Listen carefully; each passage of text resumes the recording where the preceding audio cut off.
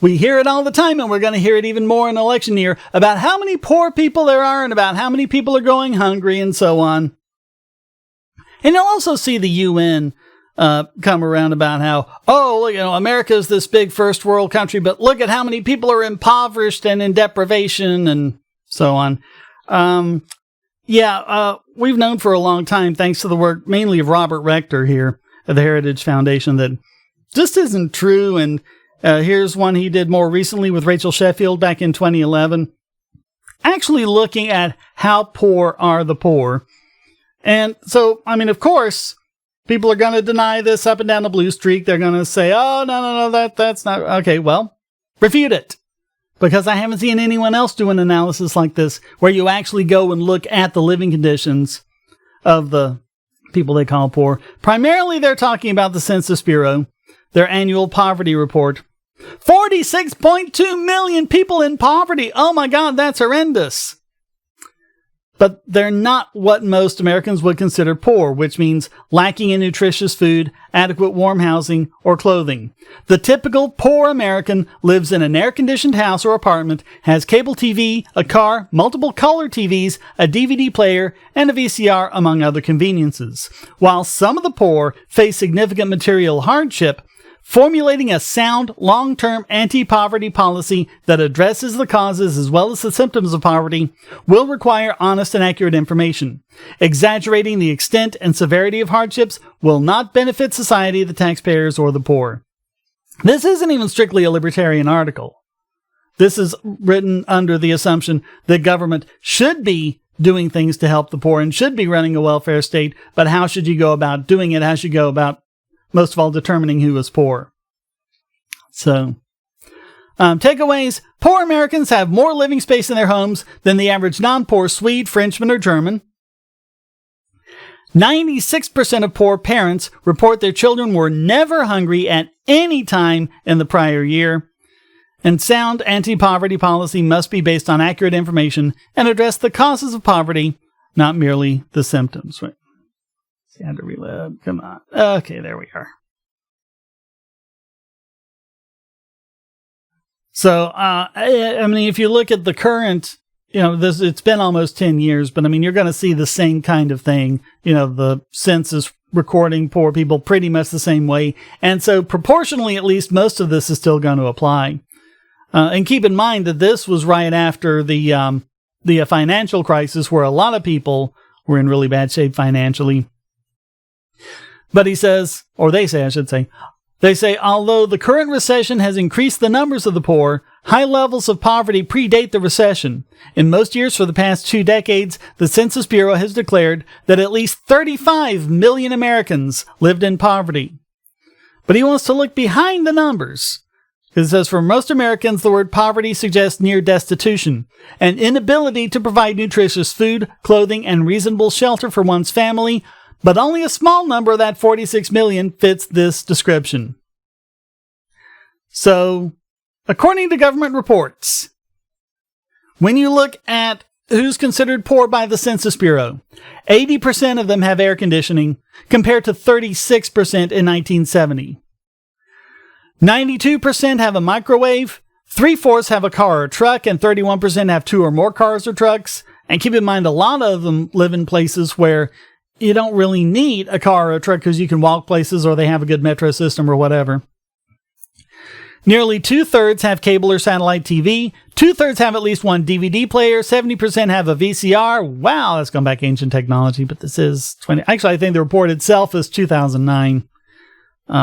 Half have a personal computer. 1 in 7 have 2 or more computers. How many of them today have a supercomputer that fits in your pocket? Yet they're just carrying around supercomputers. More than half of them have a video game system, such as an Xbox or a PlayStation. 43% have internet access. 1/3 have a widescreen plasma or LCD TV. 1/4 have a digital video recorder system, such as a TiVo. I think those are pretty much obsolete nowadays. Nowadays, we probably say streaming service like Netflix or whatever. For decades, the living conditions of the poor have steadily improved. Consumer items that were luxuries or significant purchases for the middle class a few decades ago have become commonplace in poor households, partially because of the normal downward price trend that follows introduction of a new product. We've talked about that before, the early adopter effect. Widescreen TVs come out and they cost $10,000. Now you can go to Walmart and get them for a few hundred. So, liberals use the declining relative prices of many amenities to argue that it is no big deal that poor households have air conditioning, computers, cable TV, and so on. They contend that even though most poor families may have a house full of modern conveniences, they still suffer from deprivation in basic needs such as food and housing. In reality, this is just not true. Although the mainstream media broadcast alarming stories about widespread and severe hunger in the nation, in reality, most of the poor do not experience hunger or food shortages. The U.S. Department of Agriculture collects data on these topics in its Household Food Security Survey, and they found, this is in 2009, 96% of poor parents stated that their children were never hungry at any time during the year because they could not afford food. 96%. So at most, when you're looking at that, 43 million figure, at most you can say, okay, 4% of them might be genuinely poor. Yeah. 83% of poor families reported having enough food to eat. 82% of poor adults never reported being hungry at any time in the prior year due to lack of money for food. Average consumption of protein, vitamins, and minerals is virtually the same among poor and middle-class children and is well above recommended norms in most cases. This is the thing people need to understand. Yeah, some of us have deficiencies. If you go to your doctor and get a blood test, he might say, well, you have a vitamin D deficiency, you need to take supplements. Most of us are fine. The dietary problems we have in this country are not from having enough food to eat. It's from eating too much stuff, too much fat, too much salt, whatever it is that's gone out of balance in your diet. But as we'll see as this goes on, this doesn't really have anything to do with how poor you are. It really doesn't. It's the same issues for all of us. Television newscasts about poverty in America generally portray the poor as homeless or destitute, living in an overcrowded, dilapidated trailer. In fact, over the course of the year, 4% of poor persons become temporarily homeless. 9.5% live in mobile homes or trailers. 49.5% live in separate single-family houses or townhouses, and 40% live in apartments. 42% actually own their own homes. 6% are overcrowded. More than 2/3 have more than 2 rooms per person. 2 rooms per person. Okay, so if you have a family of 4, okay, so you have 4 bedrooms. Let's say you have a bedroom for each of them. And then 2 baths, a living room, and a dining room. Okay, there's 8 rooms for 4 people. There you go. The average poor American, I always thought this was an interesting statistic, and it's been consistent for decades. The average poor American has more living space than the typical non-poor person in Sweden, France, or the UK. Our living conditions are better. That's comparing the poor here to the average person in Western Europe.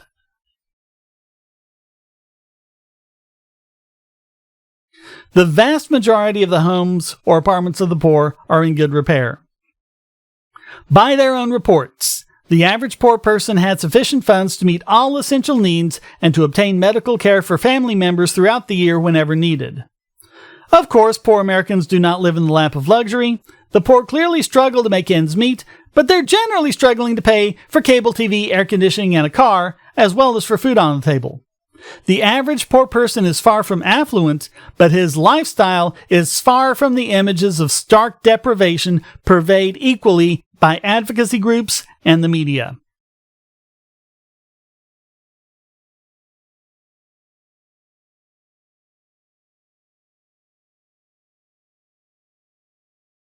And he also says the poor man who has lost his home or suffers intermittent hunger will find no consolation in the fact that his condition occurs infrequently in American society. His hardships are real and must be an important concern for policymakers. Nonetheless, anti-poverty policy needs to be based on accurate information. Gross exaggeration of the extent and severity of hardships in America will not benefit society, the taxpayers, or the poor. Look at how much is being pumped into the welfare state. look at the figures. Considering that for the ones that are actually poor, you only need about 1/20 of that to take care of them. So he also says welfare policy needs to address the causes of poverty, not merely the symptoms. Among families with children, the collapse of marriage and erosion of the work ethic are the principal long-term causes of poverty. When the recession ends, welfare policy must require able-bodied recipients to work or prepare for work as a condition of receiving aid. It should also strengthen marriage in low-income communities rather than ignore and penalize it. So, that's the article accompanying the data. Now it's time to lay on some science. A lot of this is going over again what we just read. So I'm going to see if I can scroll down to amenities in poor households. This is pretty much what I read out earlier. I mean, check out all of those amenities. And that was in 2009, except for the video game system, which was in 2005. And it's only gotten bigger since then. Lots more poor households have video game systems, smartphones, and things like that. So, in 2005, more than half of poor households had at least 5 of the following 10 conveniences: computer, cable or satellite TV, air conditioning, internet, large screen TV, non-portable stereo, computer printer, separate freezer or second refrigerator, microwave, and at least one color TV. 1/4 of the poor had 7 or more of these 10 items in their homes. I might have to explain this a bit. When it says 100% over there on 10 items, that's how many have that number of items or fewer. So, of course, all of them have all of them, some or none of them. But if you go down to the over here to the left, this is how many had. 0.9% had none of these. Less than 3% just had one. And I mean, over here in the median, 62% of the median poor person had 5 of these, 5 or less. So now the exact combination varied from one poor household to the next. Median or average poor households, 5 or 10 amenities, most commonly had air conditioning, cable TV, stereo, microwave, and at least one TV. Now, living conditions, that's the important part.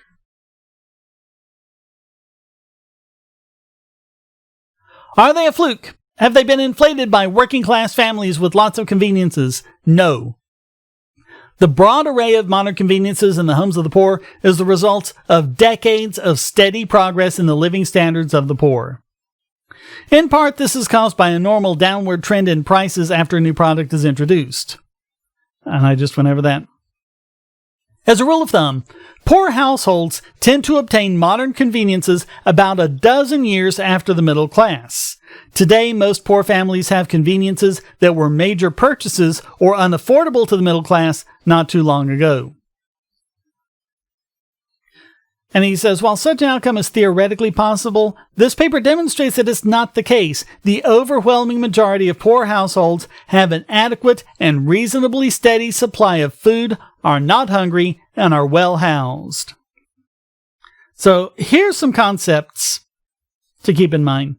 Malnutrition, as they say, is a condition of reduced health due to a chronic shortage of calories and nutriments. So that's different than going hungry.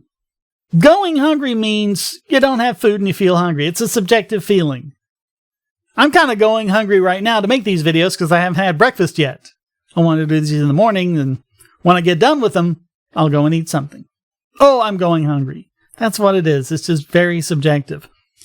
The question is, are you getting enough food to meet your nutritional requirements? And they pretty much are. And starvation is when it comes to the point where it's actually life-threatening.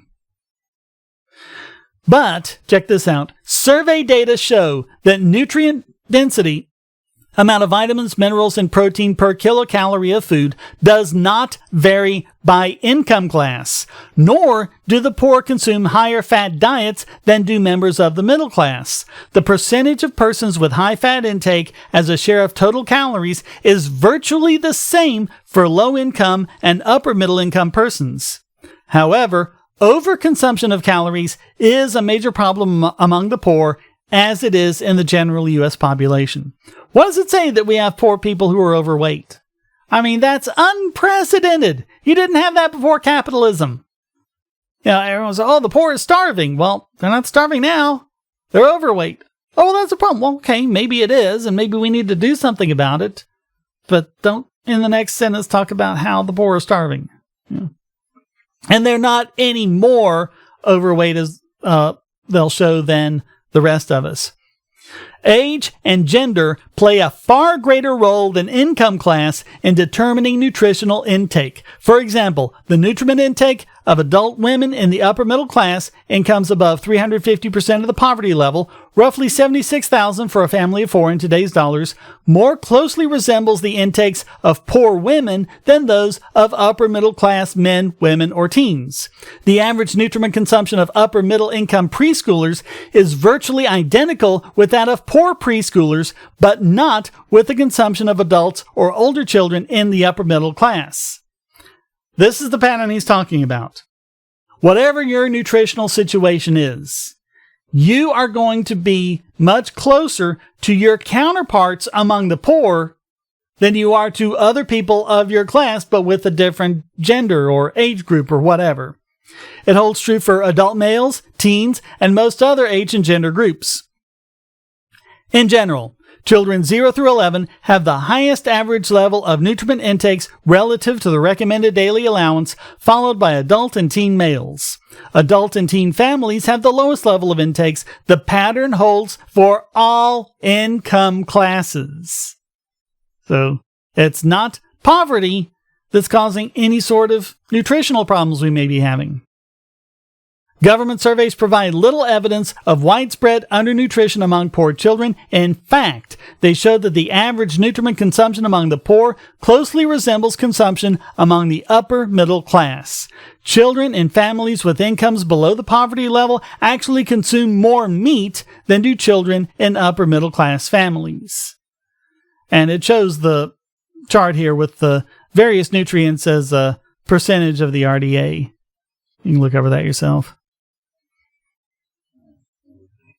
When shortfalls of specific vitamins and minerals appear, for example among teenage girls, they tend to be very similar for the poor and the middle class.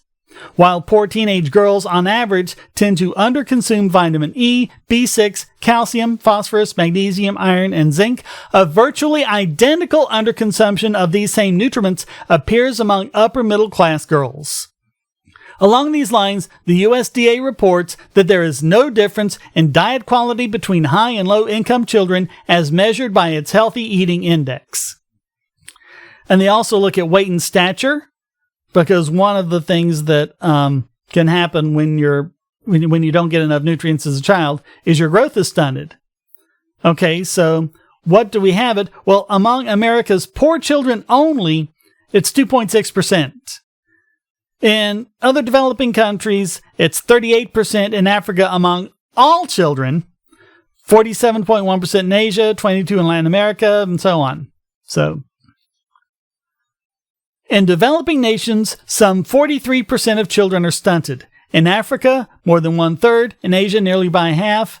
By contrast, in the U.S., some 2.6% of young children in poor households are stunted by a comparable standard, a rate only slightly above the expected standard for healthy, well-nourished children.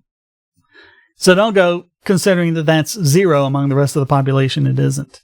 So, while concern for the well-being of poor American children is always prudent, the data underscore how large and well-nourished poor American children are by global standards.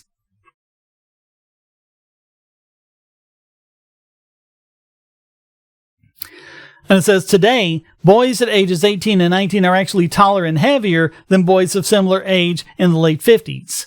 They are 1 inch taller and some 10 pounds heavier than GIs of similar age during World War II, and nearly 2 inches taller and 20 pounds heavier than American doughboys back in World War I.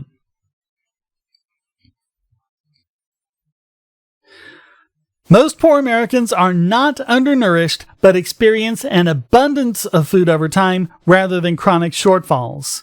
However, Even though the poor generally have an ample food supply, some do suffer from temporary food shortages. For example, even if a poor household has an adequate or good overall food supply when measured over a moderate period, it still might need to cut back meals or go without it if food stamps run out at the end of the month. The problem of temporary food shortages leads some advocates to claim there is widespread hunger in the United States. And again, hunger is just a subjective feeling. So, the current deep recession, remember this was 2011, and prolonged high levels of unemployment have made it much more difficult for families to have a steady supply of food. Many families have been forced to eat less expensive food than they're accustomed to eating. Nonetheless, USDA survey data show that most households, poor or non-poor, do not suffer even temporarily from food shortages. As Chart 3 shows, during the recession in 2009, 95% of all U.S. households report they had enough food to eat, although not always the kinds of food that they would have preferred. Some 3.9% report they sometimes did not have enough food, and 1% said they often did not have enough food. I mean, it's not really that much worse for poor households, as you can see in the graph. It was like 3.7% instead of 1% overall. The bottom line is that, although a significant portion of poor households do report temporary food shortages, 5 out of 6 poor households stated that they had enough food to eat, even in the middle of a recession. So they're also worried about unbalanced meals and cheaper food. In addition, adults usually cut back on the size of their meals or skip meals to save money. In a majority of these households, adults reported feeling hungry at times, but not eating due to a lack of food. In the overwhelming majority of households with very low food security, adults ate less while shielding children from reductions in food intake. They made sure the kids eat, and they did without themselves. So, kind of what parents do. Very low food security is almost always an intermittent and episodic problem for families rather than a chronic condition. The average family with very low food security experienced disrupted food intakes in 7 months of the year for 1 to 7 days per month. As Chart 4 shows, roughly 1 in 5 households experienced very low food security or temporary disruptions. At some point during the same time period, 3.9% of poor children also experienced very low food security. Put in other terms, even during a severe recession, 4 out of 5 households and 96% of poor children did not experience any significant reductions or disruptions of food intake during the year. So, they also go into homelessness. Then we've talked about this before. Homelessness really has more to do with mental illness than poverty. You know, a member of a family is mentally ill, they wander off and they don't know what happened to them and they can't find them. And a lot of times they find them, living among the homeless in an alley or something. So on a given night in 2009, some 643,000 persons in the U.S. were homeless. This means that at any given time, 1 out of 470 persons in the general population, or 1 out of 70 with incomes below the poverty level, was homeless. 2/3 were in emergency shelters or transitional housing. Only 240,000 were out shelter. These unsheltered individuals were on the street. That's what we think of as being homeless, living in cars, abandoned buildings, and so on. At any point in 2009, roughly 1 person out of 1,250 in the general population, or 1 out of 180, was homeless in the literal sense of being on the street and without shelter. Homelessness is usually a transitional condition. Individuals typically lose housing, reside in emergency shelter for a few weeks or months, and then re-enter permanent housing. The transitional nature means that many more people become temporarily homeless over the course of the year than are homeless at any single point in time. Thus, HUD reports that 1.56 million persons resided in an emergency shelter or transitional housing at least one night during 2009. The year-round total of individuals was nearly 4 times larger than the 403,000 who resided in such facilities on an average night. So basically, you're taking all these people who are in that position temporarily just for a night or two, and you're just accumulating them over the year. And then when you say, okay, in 2009, 1.56 million, it kind of makes it sound like that 1.56 million were homeless the entire year. They weren't. it might have just been a night or two. So,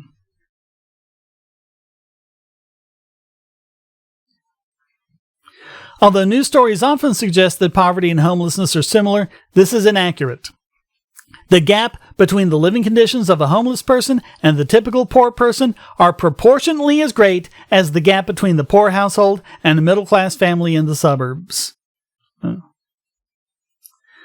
they often present the homeless as living in an overcrowded, dilapidated trailer. Again, the actual statistics paint a different picture, and they show the types of housings for poor households. I think we covered this before. 9.5% were in a mobile home, 41% in an apartment, and almost half in a single-family home or townhouse. I also talk about crowding, and this is how many square feet of living space you have per person. Or actually, this one is done in rooms per person. But as you can see, it's only slightly worse among the poor, than it is among all households. So crowding is quite rare. Compare it to Europe. This is comparing our poor in America to average people in Europe. You can go and look through the tables yourself, but yeah, it's...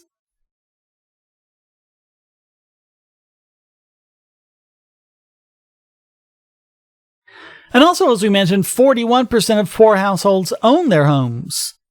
Maybe they inherited it, or maybe they were able to buy it before they, got laid off or whatever and became impoverished. But for whatever reason, the average home owned by persons classified as poor by the Census Bureau is a 3-bedroom house with 1.5 baths, a garage, and a porch or patio.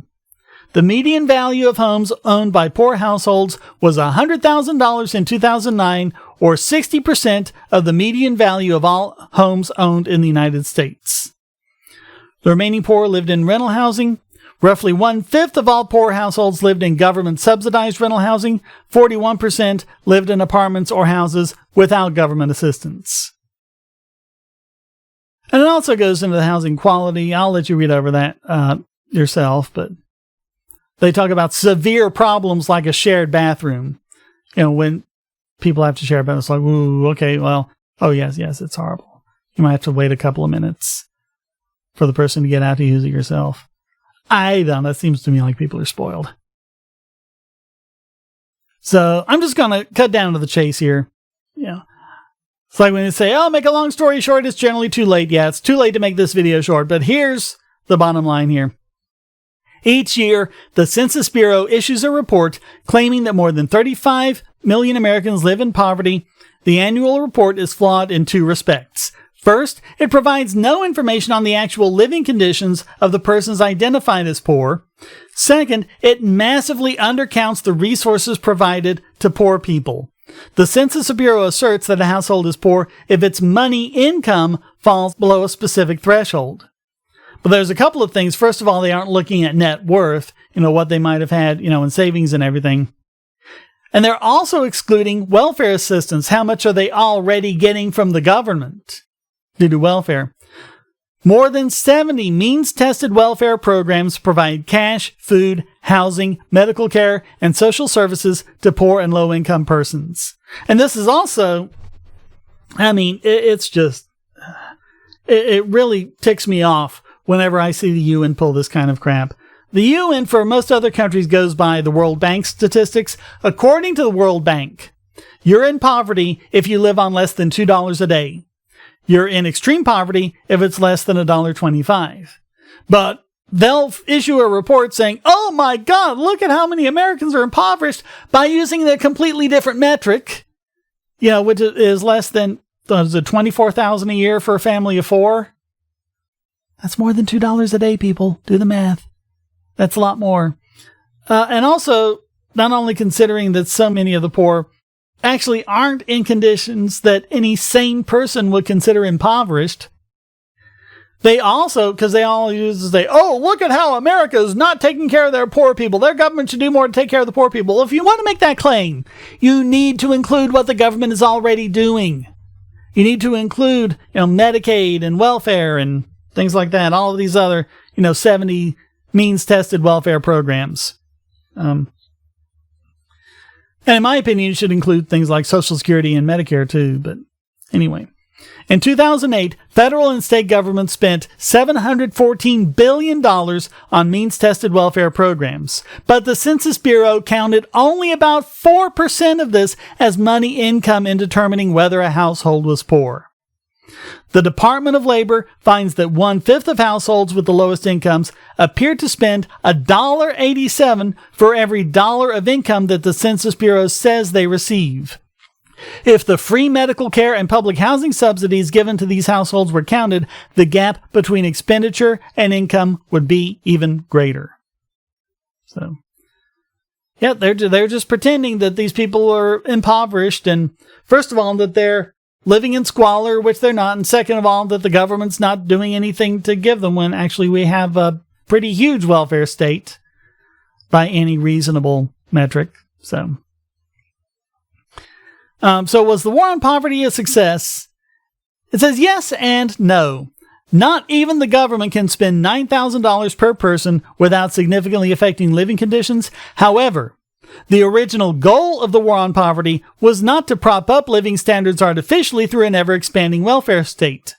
When Lyndon Johnson launched the war on poverty, he intended to strike at the causes, not just the consequences of poverty. Our aim is not only to relieve the symptoms of poverty, but to cure it and, above all, prevent it. So, this isn't what he wanted. He was trying, at least from what he said, he was trying to increase self-sufficiency in a new generation, enabling them to lift themselves out of poverty without government handouts. What happened, of course, was the exact opposite. Because before, you were looking at the poor, and you're looking at, okay, so many percent of the U.S. are poor from year to year. But that percentage represents different individuals. Because people will get work history or whatever, get raises and move out of poverty, while new people enter into poverty. And that was generally either people entering the workforce for the first time because they aged in, or immigrants coming in to the country. So, and in fact, as I've shown in other videos, if they hadn't done it, the poverty rate would have continued to have gone down and down, and it wouldn't be an issue. So a major element is the collapse of marriage in low-income communities. This makes sense if you've got, two people both working, providing income for a home. They'll bring in more money generally than if you have just one. But welfare began to serve as a substitute for a husband in the home, and low-income marriage began to disappear. Before welfare, especially if you look at black families, they were very much strong families, two-parent households. They were doing very well considering, all of the segregation and everything else that was working against them. They really showed that they're capable of going into their own. And the end of segregation and all of those other civil rights issues, being corrected, should have meant they were flourishing. But what did welfare do?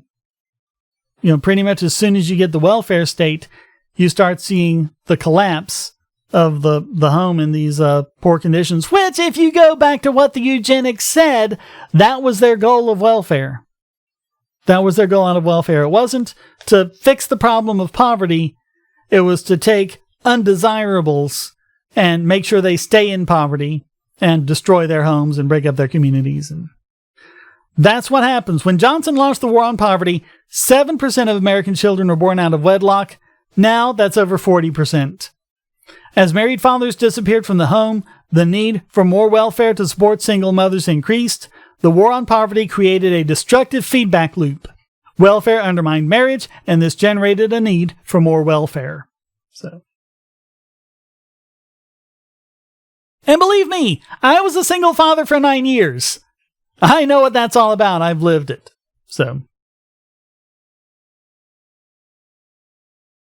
Despite the dominant role in the decline of marriage and child poverty, this issue is taboo in most anti-poverty discussions. The press rarely mentions out-of-wedlock childbearing. Far from reducing the main cause of child poverty, the welfare state cannot even acknowledge its existence. And when people have brought it up, it's considered, oh, no, that's politically incorrect. You can't say that. You can't point that out. What? I can't point out that children are better off when both parents are at home? I mean, they are. Yeah.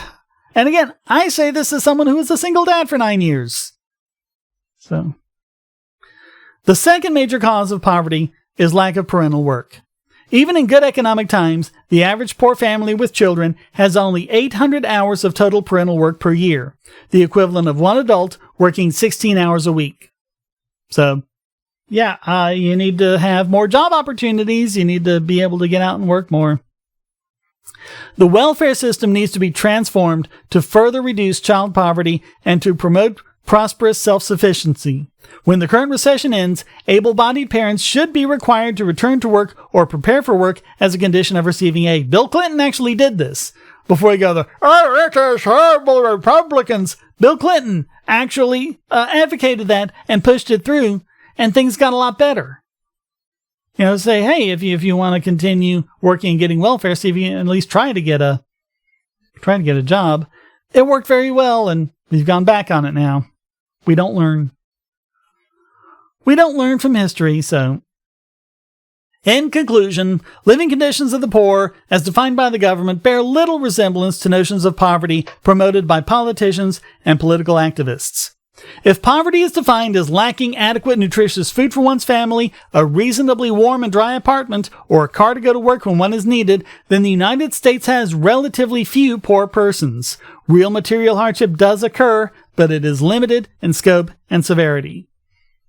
But, I mean, this is one of the incentives here. You know, if you want to keep the welfare state going, a great way to do that is to inflate the number of poor people. Go, oh no, look at all these poor people. We need more money for welfare. Why? You don't hate the poor, do you? Why do you hate the poor? Get that over and over again. Over and over and over again. And he summarizes what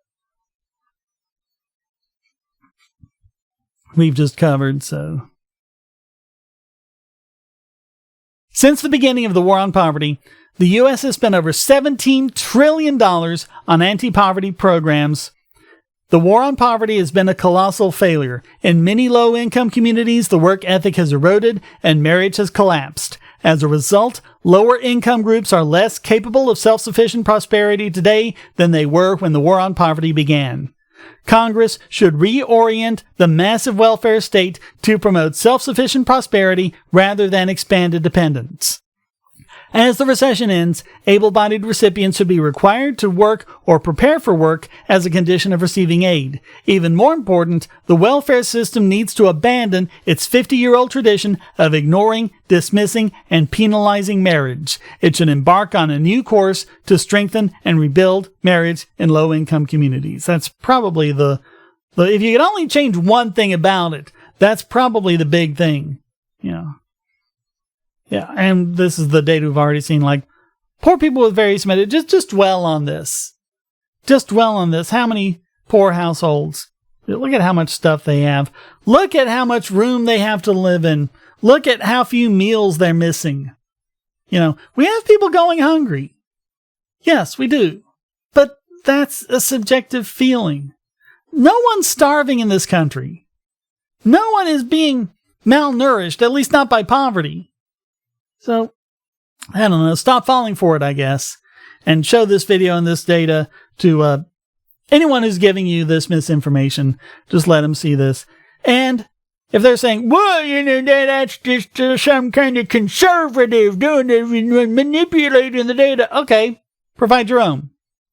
Show us how many poor people there are and how many square feet of living space they're in. Give us the real statistic. How many poor families miss meals, and how many meals do they miss over the course of a year? How many do the adults miss versus how many do the children miss? Show us your own statistics. They don't do that. Why don't they? Maybe there's some of these that are wrong. Maybe Rector got some things wrong. He's a human being. Humans get things wrong sometimes. Okay, if he did, correct it. Show it to us. If you're not even going to try to show it to us, then don't be surprised when we don't take you at all seriously. So, thank you so very much. This was a little longer to go through than I had hoped, but I hope it was a lot of good information for you.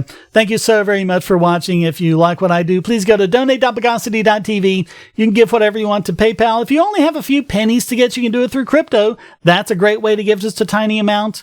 Or you can go the other way and become a regular supporter, get videos early and ad-free, get videos like this one before they're edited, and see me in all my raw, unedited glory.